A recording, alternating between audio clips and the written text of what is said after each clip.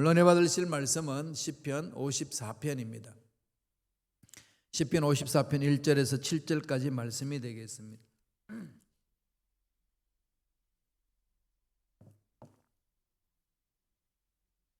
(54편) 1절로 7절 말씀 다 같이 봉독하시겠습니다.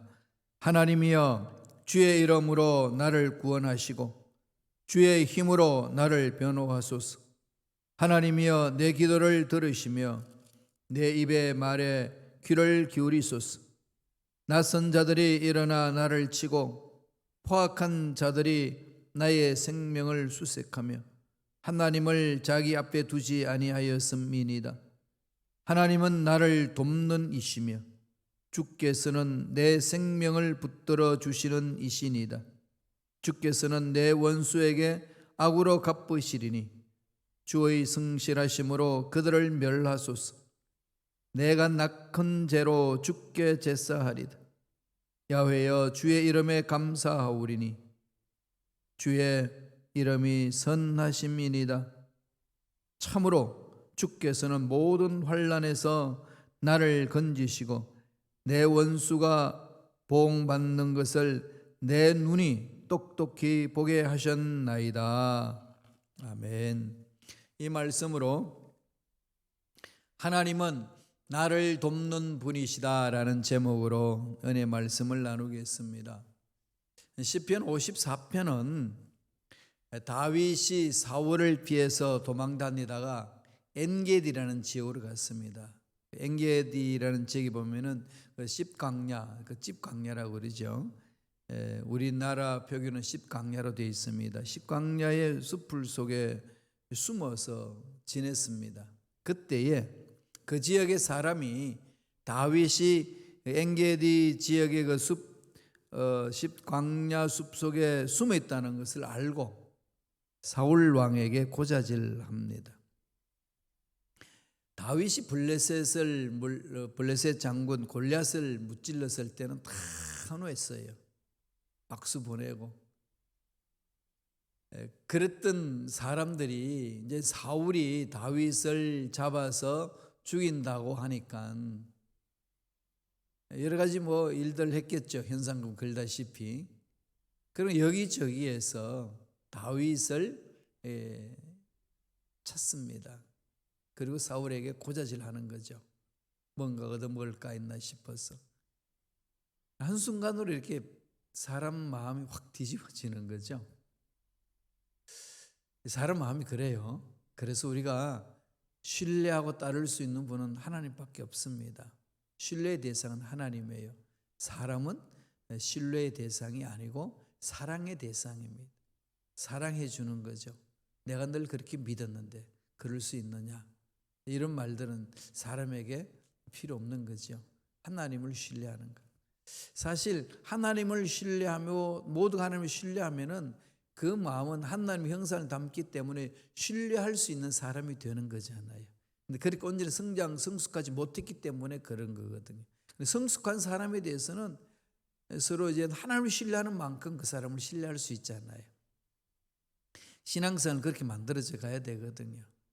그런데 그게 세상살이 중에 또 신앙생활 하는 교회 공동체도 그 사람들을 서로 신뢰하며 가기는 힘들잖아요. 그래서 낙심하고 절망하고 상처받고 서로 또 원수가 되고 막 그럽니다.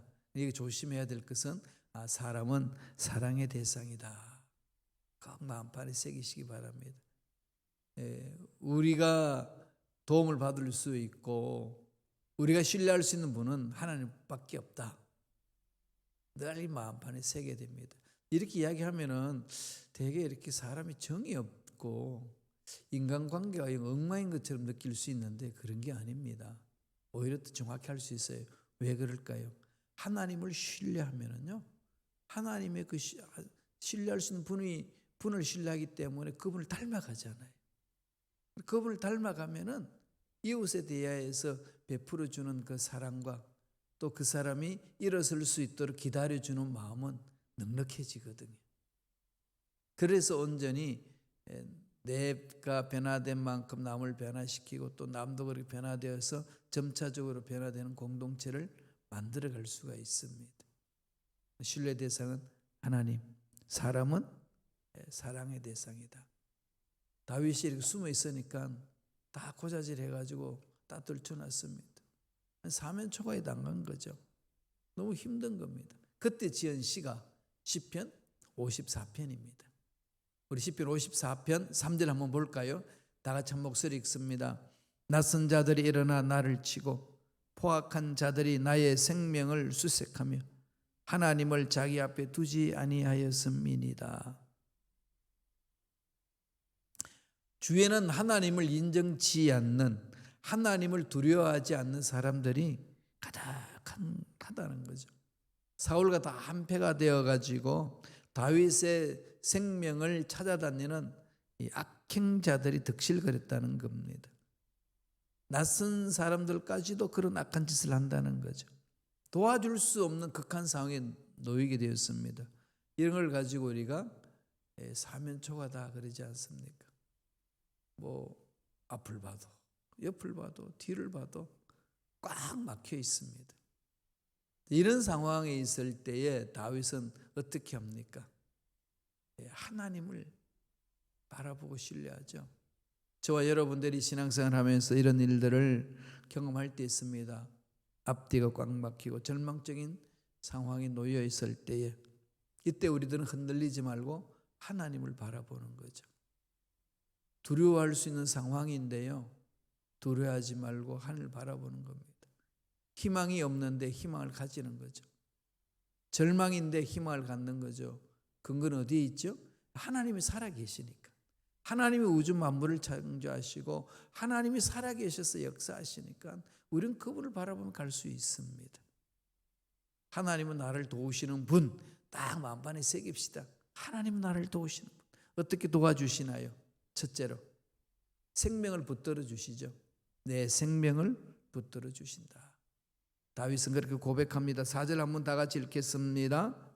하나님은 나를 돕는 자시며 주께서는 내 생명을 붙들어 주시는 자신이다.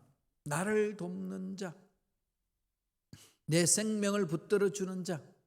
돕는 자는 이꼴 내 생명을 보호해 주는 거죠.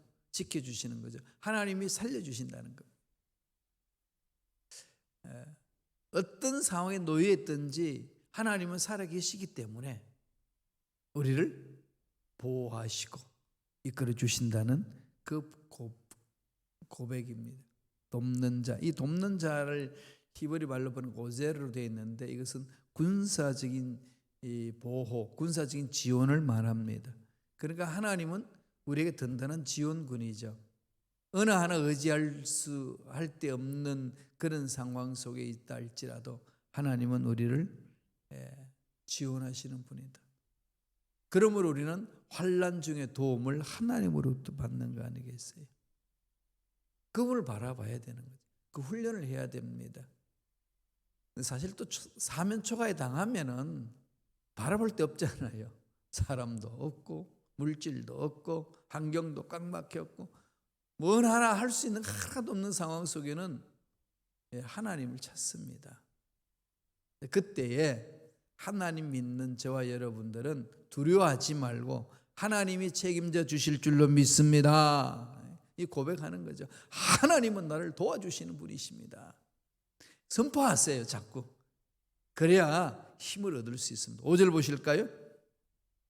다 같이 5절 한 목소리 읽습니다.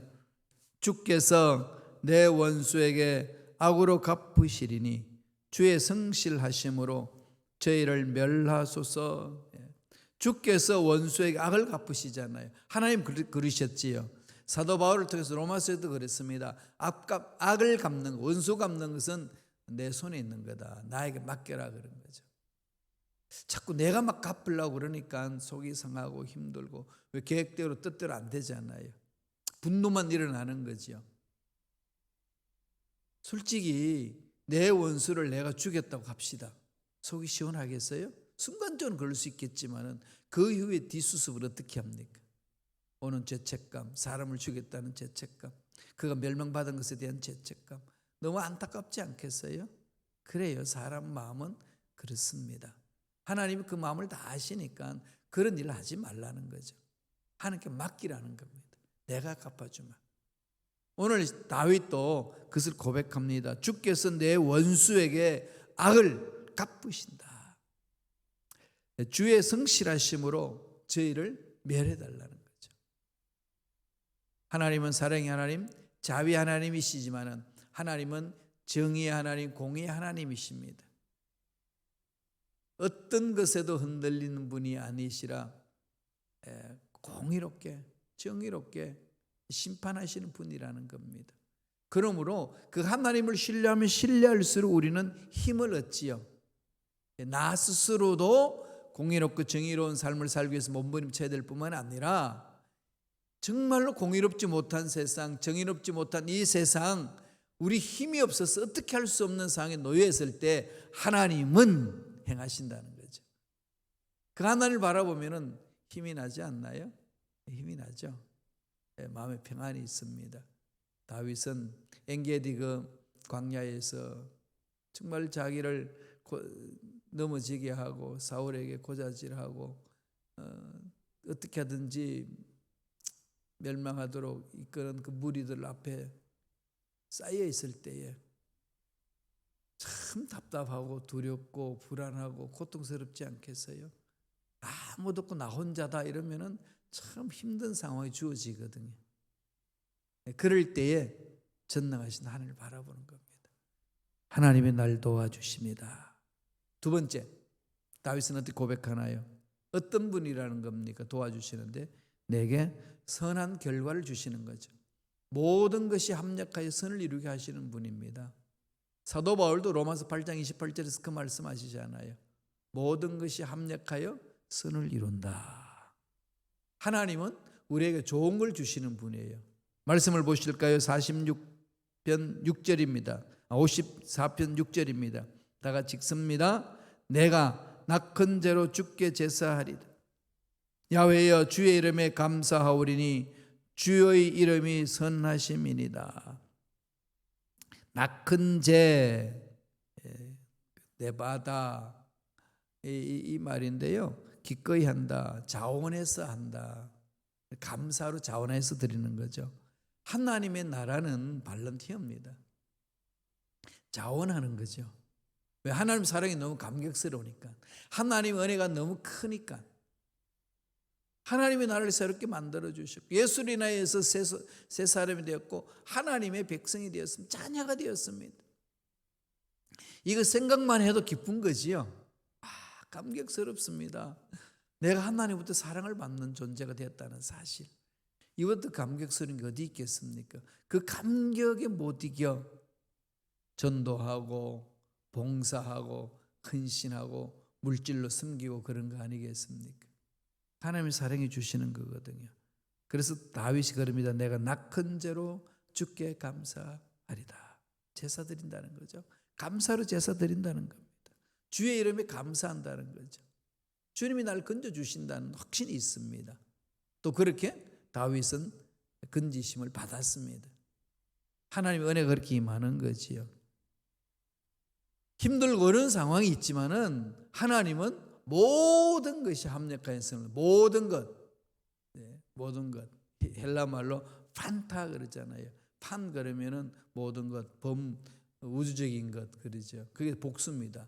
판타, 순 에리게이, 에이스 아가톤, 모든 것이 합력하여서 함께 일해서 하나님의 선을 이루신다. 저와 여러분들도 이런 고난 저런 문제를 통하여서 하나님은 선을 이루어 주시는 분임을 체험하는 거죠. 코로나19 상태에서 힘들고 어려운 중에서도 하나님의 은혜를 체험한 게 얼마나 많습니까? 우리 순복음식 가옥이요 여기까지 오면서 여러 가지 어려운 일도 많았지만은 또 이렇게 하나님께서 멋진 이 은혜를 체험할 수 있도록 멋진 일을 감당할 수 있도록 기회를 주신 거 체험하고 있지 않습니까? 달려가야 돼요. 흔들릴 필요가 없는 거죠. 선을 이루어 주신다. 선을 이루어 주신다. 정말로 그렇기 때문에 힘들고 어렵고 정말 절망이 나는 상황 속에 떨지 말자는 거예요. 함께 일어서야 됩니다. 떨지 않고 함께 일어서려면 모이셔야 돼요. 여러분 코로나19라고 집에서 그냥 유튜브 예배가 좋사오니 여기서 만족하겠습니다 이렇게 눌러앉지 마세요. 사람은 만나야 돼요. 모여야 됩니다. 그 속에 하나님이 강력한 은혜로 임재하시겠다고 약속을 하셨잖아요. 모이기를 피하는 어떤 사람들의 습관과 같이 하지 말고, 히브리서에서 10장 24절 25절에서 그렇게 말씀하죠. 습관이 돼요, 여러분. 자꾸 습관이 되게 되면은 이 하나님이 원하신 일을 하는 데에 멈칫 또 하나님 능력을 제한하고 멈춰버립니다. 그럼 자꾸 이렇게 자기 스스로가 이렇게 감옥을 만들어요. 차고 나오셔야 돼요. 편안한 것을 찾지 마시고 하나님의 은혜를 찾으시고 하나님이 주시는 평안을, 샬롬을 찾으시기 바랍니다. 샬롬을 찾아 나가는 좀 불편할 수도 있어요. 좀 힘들 수도 있습니다. 그렇지만은 마음에는 평안이 있는 거죠. 샬롬이 있는 거죠. 하나님이 주시는 겁니다. 세상은 환경을 편안하게 만드는 것에 집중합니다. 그렇잖아요. 광문을 발달시켜서 편안하게 살 수 있도록 집도 개선하고 도로도 놓고 비행기도 만들고 차도 만들고 여러 삶에 있어서 문명을 누릴 수 있도록 하지. 그건 편안한 생활이에요. 그렇다고 평안이 있나요? 아닙니다. 평안은 하나님이 주셔야 되는 거죠. 그렇게 평안을 찾아가는 거예요. 그래서 정말로 힘든 상황에 놓여있어도 평안이 있으면 힘있게 일어설 수 있잖아요. 다윗은 나중에 이렇게 고백을 합니다. 우리 전번에 고백했던 내용이에요. 시편 40편입니다. 2절 볼까요? 다 같이 한 목소리를 읽겠습니다. 나를 기가 막힐 웅덩이와 수렁에서 끌어올리시고 내 발을 반석 위에 두사 내 걸음을 견고하게 하셨도다. 막힐 웅덩이, 기가 막힐 웅덩이. 정말 기가 막힐 때가 있죠. 정말 기가 막혀 이러잖아요. 뭐 이런 것은 꼼짝달싹할 수 없는 상황이죠. 기가 막힐 웅덩이와 수렁에서 끌어올리시고, 그렇게 어떻게 하죠? 내 발을 반석 위에 두사, 내 발을 반석 위에 두사 내 걸음을 견고하게 하셨도다. 하나님 그런 분이셔요. 그 하나님을 바라봅시다. 그래서 다윗이 정말 사면초가 속에서 그렇게 고백하는 거예요. 하나님은 나를 도와주시는 분이고 생명을 건져주시는 분이고 선한 열매를 주십니다. 지금 힘들고 어렵다고 주저앉을 이유가 없습니다. 나는 이렇습니다. 다윗이 고백하는 거잖아요. 시편을 통해서. 그것을 우리가 마음판에 새기시고 지금 힘들고 어려운 상황 속에서도 하나님이 건져주시고 하나님이 보살펴 주시고 하나님이 도와주시는 손길을 체험하시기를 바랍니다. 마지막 세 번째로 어떻게 하죠? 같은 맥락 속에 있는 거죠. 환난에서 나를 건지신다. 환난에서 건지신다. 아까 우리 시편 40편 2절에 봤듯이 기가 막힐 웅덩이에서 건져주신 하나님. 시편 54편에서도 그 말씀을 합니다. 시편 54편 7절 볼까요? 다 같이 한 목소리 읽습니다. 참으로 주께서는 모든 환난에서 나를 건지시고 내 원수가 봉받는 것을 내 눈이 똑똑히 보게 하셨나이다. 원수 갚는 것은 내 손에 있다. 나한테 맡기라 그랬더니 원수가 넘어지는 것, 원수가 하나님으로부터 심판받는 것, 하나님이 정의롭고 공의롭게 하는 것을 우리가 보여준다는 거죠. 시편 23편에서 그러잖아요. 원수의 목전에서 내게 상을 베풀어 주시고. 하나님은 참 멋지시지 않나요? 역전의 하나님, 아주 역설적이죠. 그리고 아주 코믹한 그런 상황을 많이 연출해 주십니다. 재미있잖아요. 막 나를 괴롭히는 그 원수가 막 잘나는 것 같았는데 그걸 거꾸로 떨어뜨리고 나서 하나님이 그가 보는 앞에서 나에게 상을 주시는 거. 이게 얼마나 멋집니까? 상상만 해도 멋지죠. 그래서 주께서는 모든 환난에서 나를 건지신다.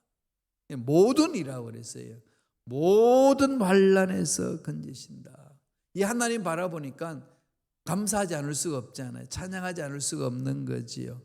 그래서 늘 우리는 하나님께 감사하고 찬양하는, 경배하는 그 마음을 가지셔야 돼요. 그 이유가 어디에 있어요? 모든 환난에서 건져주신다. 내 원수 앞에서 상을 베풀어 주신다. 건져내 주신다는 것, 온전하게 회복시켜 준다는 거죠. 우리를 넘어지게 하는 모든 것들을 다 없애버리신다는 겁니다. 우리를 넘어지게 하는 모든 수렁텅이에서 건져주신 하나님이잖아요. 나는 힘이 없고 연약하지만은 하나님은 죽은 자도 살리시고 없는 것도 있게 하시는 분이십니다. 그 하나님을 믿는다면은 바랄 수 없는 중에도 바라는 거죠. 희망할 수 없는데 희망을 갖는 겁니다. 소망을 가질 수 없는 중에 소망을 갖는 거예요. 이제 끝났다고 생각하는데 다시금 일어서는 겁니다. 안 된다고 생각했는데 되는 역사를 생각하며 일어서는 거죠. 그렇게 일어설 수 있는 근거는, 힘은, 원동력은 어디에 있죠? 하나님이 있잖아요. 하나님은 죽은 자도 살려내시는 분, 하나님은 없는 것에서 있게 하시는 분, 그 하나님을 마음판에 새기는 겁니다. 그러면 아무리 힘들고 어려운 일이 있어도 능히 이길 수 있습니다. 사도 바울이 힘들고 어려울 때에 고린도 교인들에게 편지를 보내면서 이런 말을 했습니다. 고린도 후서 4장 8절 9절 보실까요? 한 목소리 천천히 읽겠습니다. 사방으로 우겨삼을 당하여도 쌓이지 아니하며 답답한 일을 당하여도 낙심하지 아니하며 박해를 받아도 버림받지 아니하며 거꾸로 떨림을 당하여도 망하지 아니한다는 거잖아요. 하나님의 보살피시는 손길이죠. 이 하나님을 우리가 마음판에 새기고 있으면은 어떻게 되죠? 아무리 힘들고 어려운 일이 있어도 이겨낼 수 있습니다. 하나님이 해주시는 거잖아요. 역전의 하나님, 그렇죠? 완전히 그냥 뒤집어 버린다는 거죠. 하나님은 역설적이에요. 이스라엘 백성들이 애굽에서 나와서 가나안 땅으로 가는 길목에 제일 먼저 만난 홍해, 그 홍해 앞에서 뜰 수밖에 없잖아요. 양옆에는 산으로 있어 올라갈 수도 없고 앞은 바다로 막 가로막고 있고 뒤에는 애굽의 정예부대 군사들이 말을 타고 달려옵니다. 왜? 노동력을 다시금 뺏어내려고. 돌려보낼 수 없다는 거예요. 바로 마음이 바뀌어가지고 잡으라는 겁니다. 귀한 일을 해야 될 사람들인데, 애굽을 위하여서 일할 사람들인데 내보낼 수 없다는 겁니다.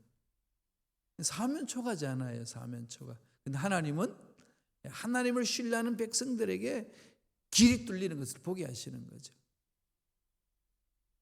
막힌 것을 뚫어주시는 하나님. 우겨쌈을 당하여도 쌓이지 아니하며 답답한 일을 당하여도 뭐하죠? 낙심하지 않는 것. 이게 얼마나 멋집니까? 그죠? 정말로 하나님이 하시는 그 역사는 인간이 이해할 수 없는 그런 상황 속에서 하나님은 멋지게 만들어 주십니다. 우리가 이런 부분들을 깊이 있게 마음판에 새기면서 은혜를 사모해야 되지 않겠습니까? 우겨쌈을 당하는 그 상황 속에서 하나님은 풀어주시는 거죠. 박해를 받아도 버림받지 않는다. 그 다음에 거꾸로 떠림을 당하여도 뭐죠? 망하지 않는다. 왜요? 하나님 살아계시기 때문에, 죽은 자를 살리시기 때문에, 없는 것도 있게 하시는 분이시기 때문에 그 하나님을 바라보시면서 힘들고 어려운 상황을 잘 극복하는 저와 여러분 되시길 간절히 축원드립니다. 기도하겠습니다. 하나님 아버지 감사합니다. 천지 만물을 창조하시고 주관하신 하나님께서 우리를 도와주시는 분이심을 믿습니다. 하나님 우리를 도와주시기에 우리는 어떤 상황에 있든지 승리하는 줄로 믿습니다. 이 믿음 잃지 않도록 성령이여 강하게 역사하여 주시옵소서. 예수 이름으로 명하노니 하나님의 권속들의 앞날을 방해하고 장애물을 두는 모든 원수마귀는 떠나갈지어다, 사라질지어다. 성령으로 충만케 하여 주시고 예수 이름으로 승리하는 우리가 되게 역사하여 주시옵소서. 은혜에 감사하여 예물 드립니다. 예물 드린 손길 기억하여 주시고 소원 이루어 주시고 앞날 복되게 하여 주시고 하늘문을 여시사 형통한 놀란 복 있게 하여 주시고 주신 복으로 이 세상에서 행복하게 살고 누리며 살 뿐만 아니라 주위 사람들에게 나눠주는 넉넉한 마음을 가지는 손길들 되게 축복하여 주시옵소서. 감사와 찬양을 드렸고 예수님 이름으로 축복하며 기도드리옵나이다. 아멘.